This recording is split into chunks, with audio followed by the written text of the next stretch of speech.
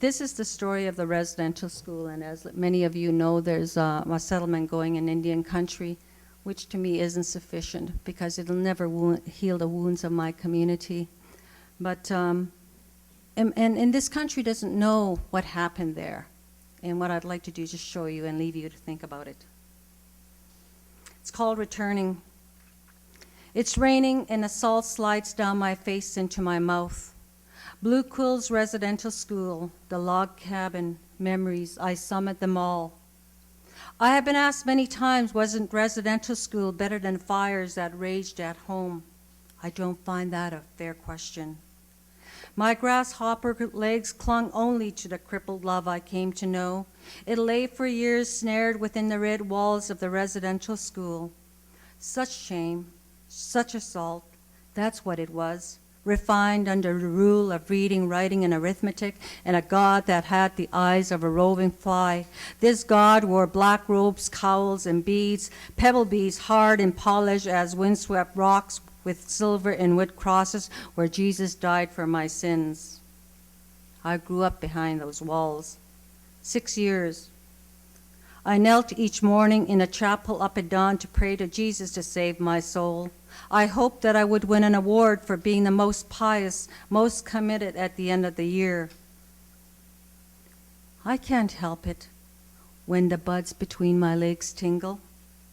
I can't help it when my eyes stray to explore the tits of other girls. Why must I hide my body, Jesus? The rags that I wear when I shower are so heavy. Will I ever be clean?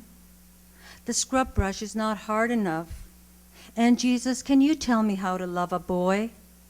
I must not have such dirty thoughts, or I will get purgatory in venial sin. I can't tell the priest in a confessional, so I write my sins and ask for penance. At night, I leave tears.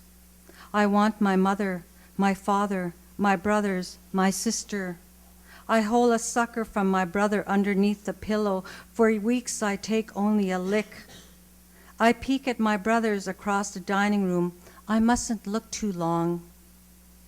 Why can't I look and talk to my brothers? At home, during the laughing bloom of leaves, we fight and cheat at our games. They called me ugly and flat-chested. I hate them.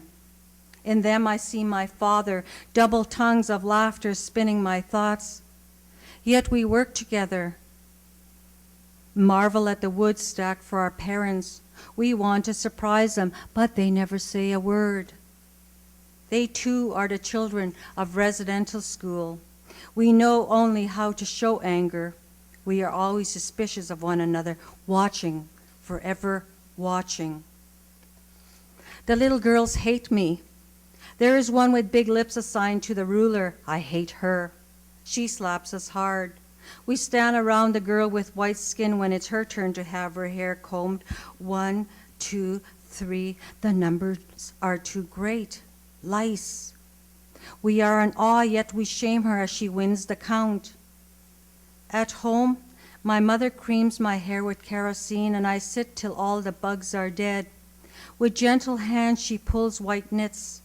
I listen to her murmur stories of Wisaketza. Her hands are 2 dead branches at her side when I leave for residential school. I see her next when the pussy willow gleams. Her eyes will be bruised and black. Father hands me the butcher knife and tells me to take over the skinning of the deer, but first he salts the fresh kidneys he's brought home. He never tells me, but I hear him brag that I'm a good little skinner. I never know when the thunder will strike, never know when the lightning will burst. My memories roll inside my stomach, mean little butterflies at home and at residential school. The supervisor has huge keys hanging from her skirt. Everywhere we go, she pulls her keys to unlock the stores of toilet paper, towels, Sunday morning Tams. We are given 3 sheets of toilet paper. We learn to fold and refold. 100 little squares of shit squeezed inside my heart. I didn't know I had locked away these memories, the keys jingling in the corridor of other people's stories. I remember my first kiss. I received it on a staircase, treasured the feel of my first love's mouth for months. I didn't know what to do with him. Love was saliva, tongues of tobacco smoke, the hidden spirits. Yet when the life in my belly kicked and milk trickled down my breast, the mountains called. The sweet, sweet grass smoke in a sweat lodge rocks woke my spirit. I knew then where I was cradled.